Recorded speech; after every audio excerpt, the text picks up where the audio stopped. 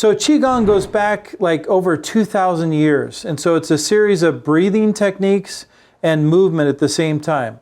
So Qigong is really great for the immune system, for reducing stress, and for just getting ready for fall. Because we know that's typically when people's immune system fall, is in the fall or a change of season. So we know that as things get colder, the season gets colder, our bodies try to adjust. It's a great way to stay healthy to the next season is Qigong.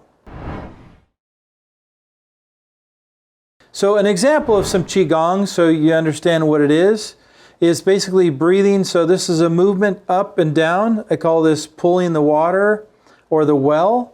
And so basically I would breathe in, up, and then push down, exhale through your mouth.